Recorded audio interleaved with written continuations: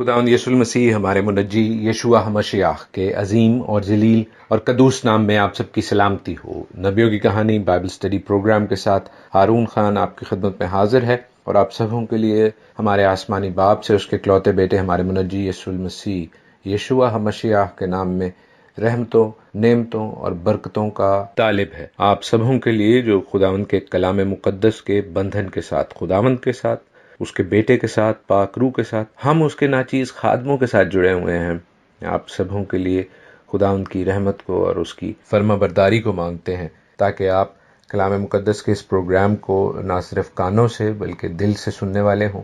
اور اس میں بڑھنے والے ہوں، خدا میں بڑھنے والے ہوں، اس کے قد کے اندازے تک پہنچیں۔ آئیں عزیزو، اپنے اس روحانی اور علمی سفر کو سٹارٹ کریں، اس کا آغاز کریں۔ رومیو کا خط، اس کا 5واں باب، اور اس حوالے سے 5واں programme, letter to the Romans by Paul, 5th chapter and 5th programme regarding 5th chapter. عزیزو، یہ باب جیسا میں نے آپ کو کہا کلام مقدس کے ان خوبصورت حصوں میں سے ہے، ان بابرکت حصوں میں سے ہے جہاں پولس اپنی منادی کے کام کو، اپنی ایونجلزم کو خطوط کے ذریعے، لیٹرز کے ذریعے کر رہے ہیں۔ اور میں نے آپ کو اس کتاب کی، جب ہم نے تمہید کی، انٹروڈکشن کی، تعارفی پروگرام کیے، تو یہ سکھایا اور سمجھایا کہ پولس روما میں اس وقت تک گئے نہیں ہوئے تھے۔ He was speaking to this congregation, وہ اس ایمانداروں کی جماعت سے مخاطب تھے، as if he is going to go and see them very soon, جیسے وہ ان کو جا کر بہت جلد ملنے والے ہیں۔ اور وہ گئے بھی، ہم نے اس حوالے سے اعمال کی کتاب میں پڑھا اور سیکھا۔ لیکن پولس یہاں پر جب روما کی کلیسیا سے بات کر رہے ہیں، تو میں نے آپ کو یہ بات باور کرائی کہ پولس جینٹائلز میں اور جیوز میں، غیر اقوام میں اور یہودیوں میں فرق نہیں کر رہے۔ انفیکٹ وہ یہودیوں کے حوالے سے کچھ جگہوں پہ خاص گفتگو کرتے ہیں، اور غیر قوم کے حوالے سے بھی کچھ جگہوں پر خاص گفتگو کرتے ہیں، جس کو سو فار اب تک میں نے ہائی لائٹ کیا ہے آپ کے لیے، اس کو زیادہ آسان بنایا ہے۔ آج کے پروگرام میں بھی کچھ ایسی ٹرمز، کچھ ایسے الفاظ، ایکسپریشنز خاص طور پر جو پولس استعمال کر رہے ہیں، ان پر میں آپ کا دھیان، آپ کی توجہ دلانے کی کوشش کروں گا، اور اس حوالے سے خدا ان کی پاک روح کی ہدایت سے، پاک کلام کی روشنی میں ہم سیکھیں گے کہ پولس جب کچھ خاص ٹرمز استعمال کرتے ہیں جو کہ جیوز کی زندگی میں، یہودیوں کی زندگی میں، جو کلام مقدس کے بیک گراؤنڈ میں پلے بڑھے ہیں، ان کی بہت زیادہ اہمیت ہے، ان کی امپورٹنس ڈفرینٹ ہے کمپیئر ٹو دوز پیپل، بنسبت ان لوگوں کے جو غیر اقوام سے مسیح کو قبول کر رہے ہیں اور یہودیوں کی اس جماعت کا حصہ بن رہے ہیں۔ یاد رکھیے، سو فار اب تک یہ یہودیوں کی جماعت ہی سمجھی جاتی تھی، کہ یہودیوں میں سے ہی ایک الگ فرقہ سمجھا جاتا تھا۔ اس حوالے سے ہم اعمال میں تفصیلاً سیکھ چکے ہیں، خاص طور پر اس فرقے کو یہودیوں میں ناصریوں کا فرقہ یا دا وے کے فالوورز، یعنی راہ کے ماننے والے، کیونکہ خداوند یسوع مسیح اپنے آپ کو راہ، حق اور زندگی کہتے تھے، تو اس فرقے کو نوتسریم، ناصری یا دا وے کے فالوورز، راستے کے ماننے والے، راہ کے ماننے والے کہا جاتا تھا۔ اور جو غیر اقوام سے لوگ داخل ہو رہے تھے، پولس اس حوالے سے ان کو اور یہودیوں کو بار بار یہ باور کراتے تھے کہ آپ ان کو ان بڑے گہرے حکموں کی جانب فوراً لے کر مت جائیں، وہ آہستہ آہستہ ان سبوں کو سیکھیں گے، کیونکہ کلام مقدس بائبل جو ان لوگوں کی تھی وہ تناق ہی تھی، اولڈ ٹیسٹمنٹ جس کو ہم کہتے ہیں، یا پرانا عہد نامہ ہی تھا۔ نیا عہد نامہ تو دوسری صدی عیسوی کے بعد بنا ہے۔ تو یہ بات ذہن میں رہے کہ ان کے پاس جو کلام مقدس تھا، بائبل جس کو وہ کہتے تھے، یا ہم اس کے حوالے سے ریلیٹ کر سکتے ہیں، وہ پرانا عہد نامہ ہی تھا۔ تو غیر اقوام افیکٹولی ایک ہی درخت میں، جس میں جیوز موجود تھے، یہودی موجود تھے، اور یاد رکھیے کہ یہودی بھی سارے یہودی نہیں خداوند یسوع مسیح کو قبول کرنے والے تھے، اس وقت بھی اور آج بھی۔ بہت سے لوگوں کو شاید یہ علم بھی نہ ہو کہ آج بھی بہت سے یہودی خداوند یسوع مسیح کو ماننے والے ہیں، کلام مقدس کے ماننے والے ہیں۔ تو ہمیں اس زیتون کے درخت کی مثال، جس کو پولس ایکچولی انٹروڈیوس کرائیں گے 11ویں باب میں، اس کا بیک گراؤنڈ، اس کا تناظر، اس کا سیاق و سباق سمجھنا ہے، نہ کہ کئی دفعہ ہماری جو علاقائی اپ برنگنگ ہے، جس علاقے میں ہم پلے بڑھے ہیں، اس علاقہ، وہاں کے لوگوں کی سوچ ہماری بائبل کی سوچ پر حاوی ہونی چاہیے. نو سر، ایسا نہیں ہونا چاہیے. ہم جس خدا کو مانتے ہیں، بائبل کے خدا کو مانتے ہیں، ابراہیم، اسحاق اور یعقوب کے خدا کو مانتے ہیں، وہ اسرائیلی قوم سے پیار کرنے والا ہے، وہ جیوز سے بھی پیار کرنے والا ہے، یہودیوں سے بھی پیار کرنے والا ہے، اور غیر اقوام سے بھی پیار کرنے والا ہے. جیسے پطرس کہتے ہیں کہ اس کے ہاں کسی کی طرفداری نہیں ہے. اعمال کی کتاب میں پطرس یہ کہتے ہیں، اور میں ان کو کوٹ کر رہا ہوں. ہم اپنی توجہ رومنز 5 پر، رومیو کے خط 5ویں باب کی ان آیات کی جانب کرتے ہیں جو ہم نے آج کے پروگرام میں کور کرنی ہے، جن کی تفسیر کرنی ہے. اور ان کنٹینیوشن آف لاسٹ ایپیسوڈ، اس تسلسل میں جس میں ہم نے پچھلا پروگرام کیا، میں آپ کو یہ یاد کراتا چلوں کہ ہم اس بات کی طرف غور کر رہے تھے کہ پولس اس بات کو سکھا رہے ہیں، سمجھا رہے ہیں کہ خداوند یسوع المسیح تندرستوں کے لیے نہیں بلکہ بیماروں کے لیے آیا تھا، راست بازوں کے لیے نہیں بلکہ گناہ گاروں کے لیے آیا تھا. Because he wanted to save them all, کیونکہ اس کا مقصد تھا کہ ہر کسی کے پاس یہ اپرچونٹی ہو، یہ موقع ہو کہ اگر وہ اس کو، اس کی صلیب کو، باپ کے کلام کو قبول کریں، اپنے گناہوں خطاؤں سے توبہ کریں، تو وہ زندگی میں، راہ اور حق اور زندگی میں داخل ہو سکتے ہیں. میں 5ویں باب کی ان آیات کو آپ کے لیے پڑھتا ہوں. پولس لکھتے ہیں کہ خدا اپنی محبت کی خوبی ہم پر یوں ظاہر کرتا ہے کہ جب ہم گناہ گار ہی تھے تو مسیح ہماری خاطر ہوا. پس جب ہم اس کے خون کے باعث اب راست باز ٹھہرے تو اس کے وسیلہ سے غضب الہی سے ضرور ہی بچیں گے، کیونکہ جب باوجود کے دشمن ہونے کے خدا سے اس کے بیٹے کی موت کے وسیلے سے ہمارا میل ہو گیا، تو میل ہونے کے بعد تو ہم اس کی زندگی کے سبب سے ضرور ہی بچیں گے. اور صرف یہی نہیں بلکہ اپنے خداوند یسوع مسیح کے طفیل سے، جس کے وسیلہ سے اب ہمارا خدا کے ساتھ میل ہو گیا ہے، خدا پر فخر بھی کرتے ہیں. پس جس طرح ایک آدمی کے سبب سے گناہ دنیا میں آیا اور گناہ کے سبب سے موت آئی، اور یوں موت سب آدمیوں میں پھیل گئی اس لیے کہ سب نے گناہ کیا. کیونکہ جہاں شریعت کے دیے جانے تک دنیا میں گناہ تو تھا، مگر جہاں شریعت نہیں وہاں گناہ محسوب نہیں ہوتا. تو بھی آدم سے لے کر موسیٰ تک موت نے ان پر بادشاہی کی، جنہوں نے اس آدم کی نافرمانی کی طرح جو آنے والے کا مثیل تھا گناہ نہ کیا تھا. لیکن گناہ کا جو حال ہے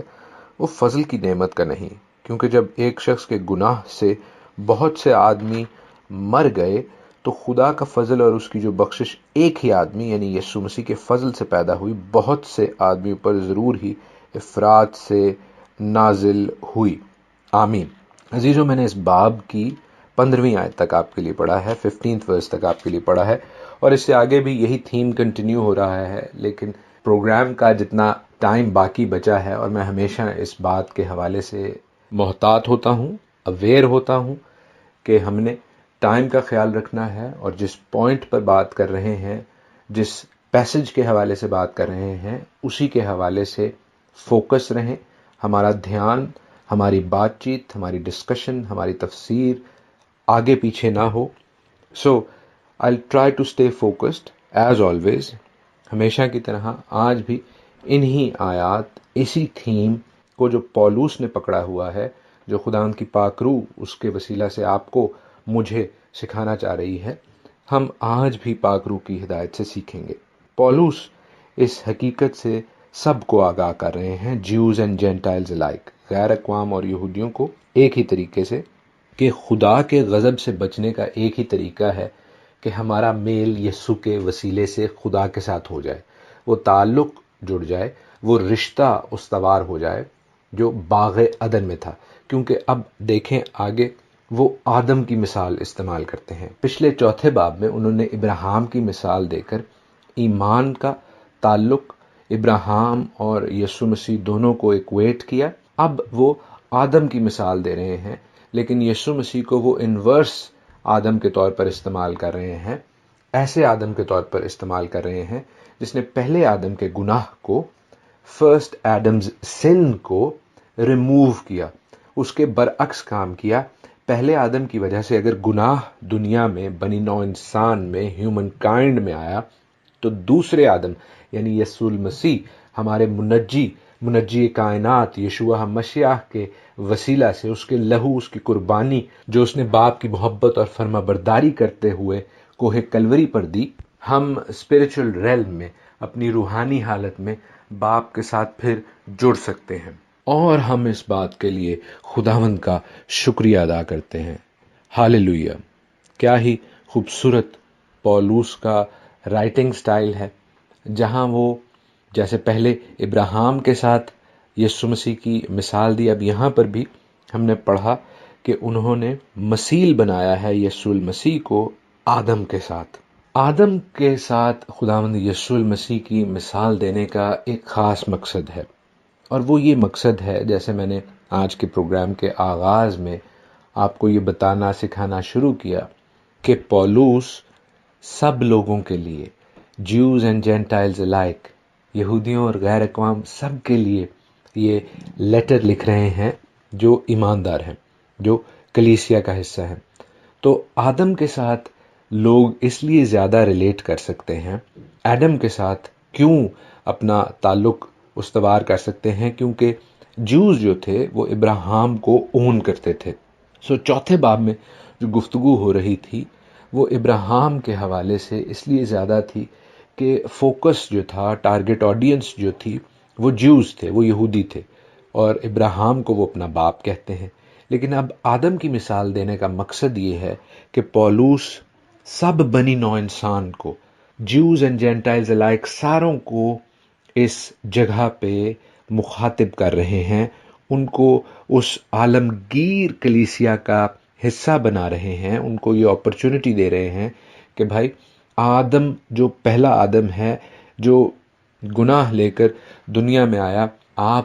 اس کی اولاد تو ہیں نا، اگر آپ ابراہیم کے ساتھ اس تعلق کو، اس رشتے کو ویسا نہیں بنا سکتے جیسا ہونا چاہیے، تو چلیں ہم آدم ہی کی مثال دیتے ہیں۔ اور یسوع مسیح اسی طرح ایک عالمگیر شخصیت ہے جس کے لہو کے وسیلہ سے پہلے آدم کے گناہ کی نفی ہوتی ہے، اس کو رد کیا جا سکتا ہے، اس کو اپنی سرشت میں سے ہٹایا جا سکتا ہے،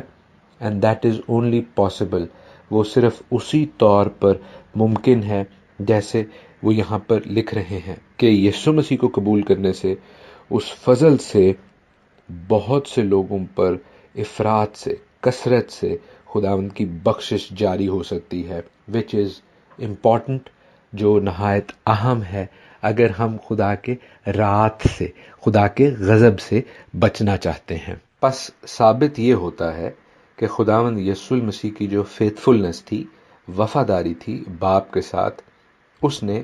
آدم کی، ایڈم انفیتھفلنس کو، بے وفائی کو ریجیکٹ کر دیا، رد کر دیا، کینسل آؤٹ کر دیا۔ اب یہ جو آیات ہیں اور ان کا جو ڈائسیکشن کیا جانا ہے، بہت سے جو تھیولوجنز ہیں، جو کلام مقدس کے تفسیر کرنے والے اور محققین ہیں، وہ ان کے حوالے سے اتنا زیادہ لکھ چکے ہیں عزیزوں کہ اگر میں بھی اسی طریق کے مطابق سکھانا اور سمجھانا اور گفتگو کرنا شروع کر دوں تو یہ گفتگو مہینوں جاری رہے گی۔ یقین کیجئے ایسا پاسبل ہے، یہ ممکن ہے، کیونکہ ان آیات کو تھیولوجیکلی، علم الہیات کے مطابق سمجھنا اور لاجک اور منطق اور دلیل کے ساتھ سمجھنا، it can take days and weeks and months, لیکن ہم ہرگز اتنا ٹائم نہیں لیں گے۔ آئی ڈو بلیو، میرا یہ ماننا ہے کہ خداوند کی پاک روح آپ کو، آپ کے دلوں کو اس بات کے لیے تیار کر رہی ہے اور کرتی رہی ہے اور کرے گی کہ آپ خداوند کے کلام کو، خداوند یسوع المسیح کی قربانی کو، اس کی لہو اور اس کی وفاداری کو قبول کرنے والے ہوں، اور خداوند کے ساتھ فیتھفل ہوں، خداوند کے ساتھ وفادار ہوں، فیتھ بھی رکھیں، ایمان بھی رکھیں، اور فیتھفلنس بھی رکھیں، وفاداری بھی رکھیں۔ اور وفاداری اسی طور پر ممکن ہے جیسے ہمارے منجی یسوع المسیح نے کی، کہ اس نے جان دینے تک وفاداری کی۔ تو عزیزو، ہماری زندگیوں کا محور، ہماری زندگیوں کا فوکس، ہماری زندگیوں کا پوائنٹ آف پرائیورٹی بھی یہی ہونا چاہیے کہ ہم باپ کے وفادار ہوں، کیونکہ اگر ہم ایسا نہ کریں گے تو آن دا فلپ سائڈ، اس کے برعکس، پھر خداوند کا غضب ہے جس سے ہمیں بچنا ہے، اور وہ فضل ہی کے تحت ممکن ہے، خداوند کی گریس اور مرسی کے تحت ہی ممکن ہے، اور اس گریس کو قبول کر لینے کے بعد، اس فضل کو قبول کر لینے کے بعد ہم ہرگز یہ نہ سوچیں کہ اب ہم خدا سے، خدا کے کلام سے بے وفائی بھی کریں گے تو فضل ہمیں بچا لے گا۔ عزیزو،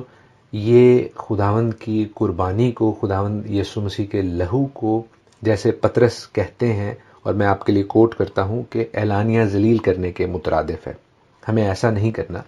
بلکہ خداوند کے فضل کو، اس کی رحمت کو، اس کی بیٹے کی اس قربانی کو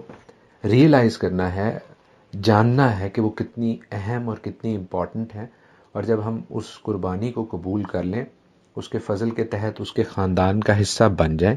تو پھر اس کے خاندان جیسا ہی ہمارا برتاؤ ہونا چاہیے، ہماری عادات ہونی چاہیے۔ ہم اگر تبدیلی چاہتے ہیں تو ہمیں اپنے آپ کو تبدیل بھی کرنا ہے۔ ایسا نہیں ہو سکتا کہ ہم تبدیلی بھی مانگیں اپنے حالات میں اور اپنی عادات کو نہ بدلیں۔ آئیں آدم ثانی کی معرفت، دوسرے آدم کی معرفت، خداوند کی بخشش کو، برکت کو قبول کریں، اس کے فضل کو قبول کریں، اور اس کے ساتھ وفاداری کے ساتھ زندگی گزارنے والے ہوں۔ خداوند آپ سب کے ساتھ ہو، آمین۔